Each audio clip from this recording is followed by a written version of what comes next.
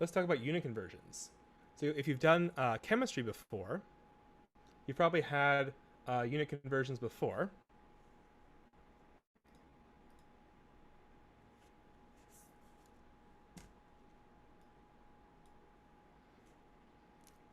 Like here are some conversions between SI and US customary systems. Right here. So how would you convert, like, say, let's say 20, let's say you have like 20.5 inches. How would you convert that into centimeters? Like, let's say Multiply that by two. this, go ahead, Radiant. Sorry, I thought you were asking us. Yeah, yeah, yeah. Let's go ahead and do that then. How would you do it? Multiply by 2.54. Exactly. And let's show you why you would do that. So you'd have 20.5 inches. I have. So right here, these are like equivalents right here. So I can rewrite this as 1 inch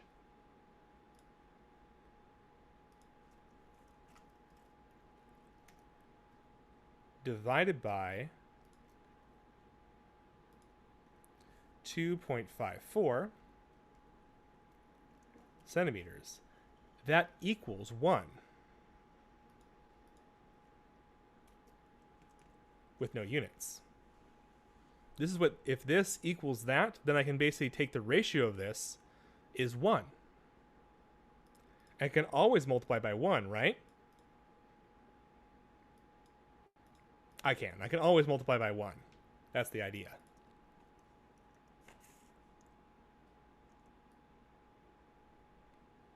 So by multiplying by, oops, meant to do, nope. Oh, interesting. Okay, so I want to do up, dear. Okay, but I want to copy it. So is it control? No, I want command maybe. No. There we go. Okay, so I can multiply by 1 always. So that means that this is going to equal 20.5 times 2.54, or sorry, divide by. I have it upside down. I have this upside down. Hold on one sec. I can always invert the 1. So that's going to equal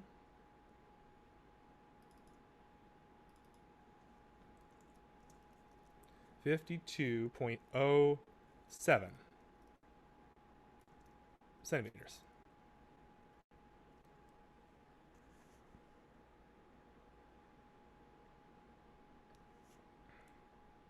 All right. And then you'd have to round for whatever sig figs or errors you would have. Let's say that this was like, plus or minus like 1 inch. That same factor would be multiplied by the error here. So if this was 20.5 inches plus or minus, come on, E, plus minus 0.1 inch. Then we do the same thing here. We would get 52.07 centimeters plus minus the same thing on the inches, which is 0.245 centimeters. But you can only keep one sig fig for the last digit, for the error right here. So you would rewrite this as 52.1 centimeters plus minus 3, 0.3 centimeters. Does everyone see what I did there when I converted it? I both had to drop digits that didn't make sense past here, because like this is the error here, and I had to round this to 1 sig fig. Only do this on the last step though.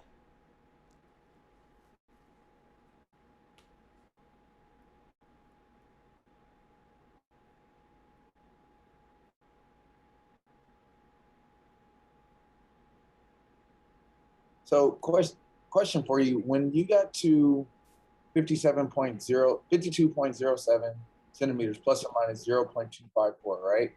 You're saying that we should wait to the end to do the rounding. But if you rounded that, wouldn't it be 0.3 plus 0.1 and making the error 0.4? Oh, no, I'm rounding to the match this right here. So here, I round to the nearest. So this is in the 10th place. You only for the error, absolute errors, I only keep 1 digit, and that's going to have it be the 10th place here. So 0.3 centimeters for the error, and then for the measurement, it has to correspond to the error. The last digit here should correspond to the error right here. So the 10th place. So I rounded this to the 10th place.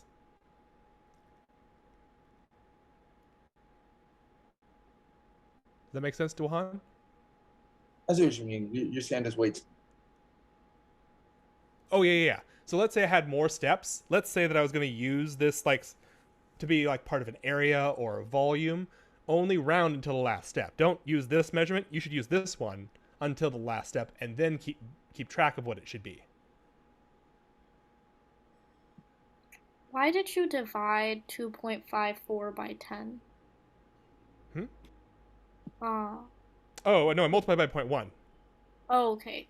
Yes. I did this to both of them here. And then you just write that explicitly, actually. Okay.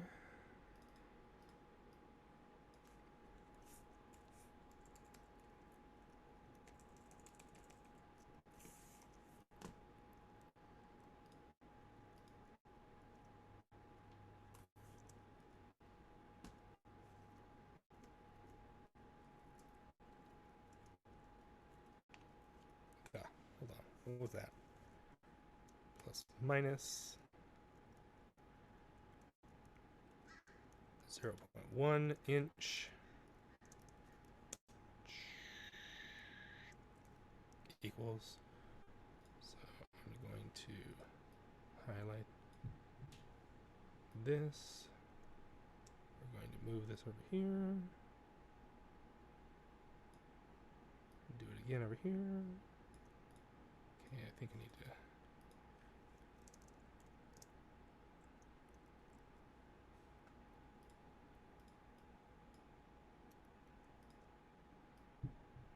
There we go. So let's go ahead and do some cancellations. So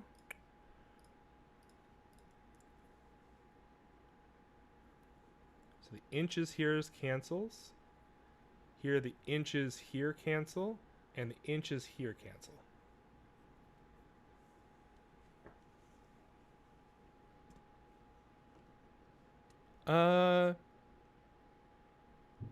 So yeah, if you would get something similar if you use sig figs rather than the errors we did before. Yeah. Someone sent a private message. Wouldn't you get something very similar if you use sig figs? Yes, it is. That's why sig figs are a useful approximation a lot of the time. But you can use the more sophisticated methods that we're going to use the lab too.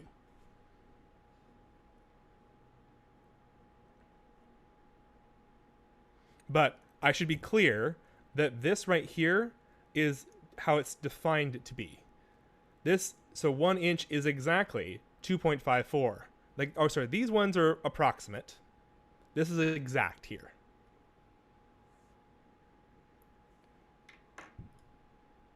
Note, while the others our approximations.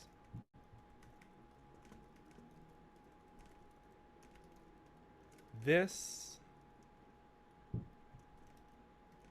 is exact. So this has actually technically infinite significant figures after it, while these do have inaccuracies. Because like, it's kind of funny. Even though we are, using U.S. customary in America, it's actually, we actually have all of our things are defined in terms of SI. So we're just kind of using SI just with a weird scale attached to it. So we should always have the absolute value in our the absolute error. If there was originally absolute error originally, yes.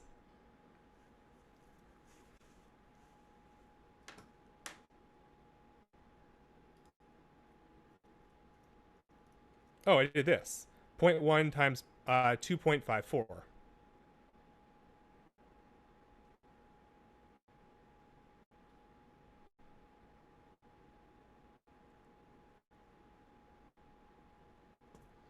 This is like what you do. So this one right here, someone asking if this is the sig fig one. So this would be 52.1 centimeters. This would be the sig fig method. And this is the error method, the error propagation of error method.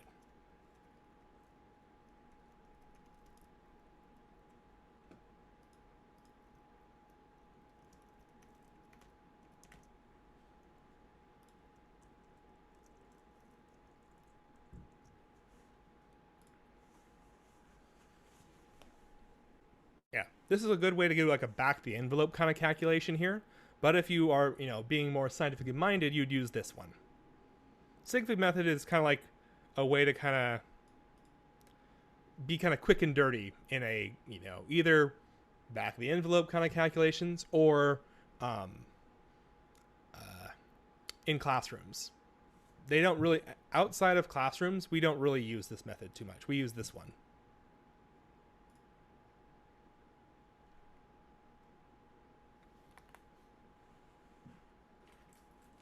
I know in chemistry classes they use sig figs too, but in like chemists they'll do this method when you do it in the higher level chemistry. By the way, how many people actually have taken a chemistry course where they use sig figs? Yep. Yeah. Yeah. Couple of people. Okay. Yeah. If you go into higher level chemistry, you'll start using this method too. They just, this is the quick and dirty for classroom stuff. So about half of you, sounds like.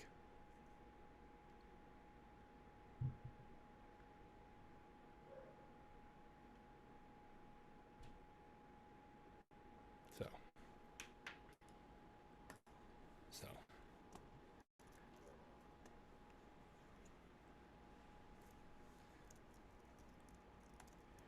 Interesting.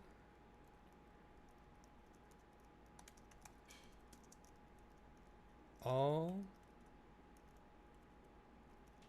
come on. Don't glitch on me. Okay. All U.S. customary units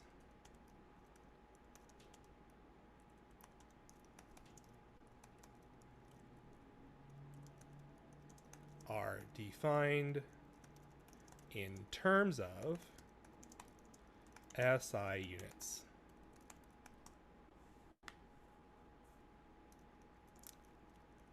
So 1 inch is exactly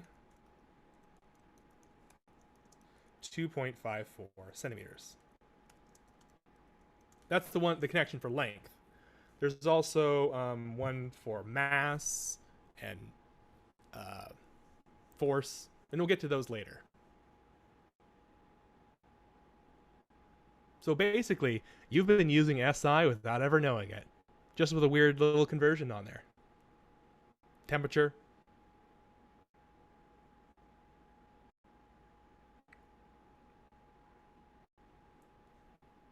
I think this is actually a good time to take a break. Since I kind of went over most of the lab already, I'm probably gonna give you like an hour and a half to do it, a good chunk of it at least. So I'll give you guys plenty of time, but we're gonna take a 10-minute break. We're gonna come back at 12:03,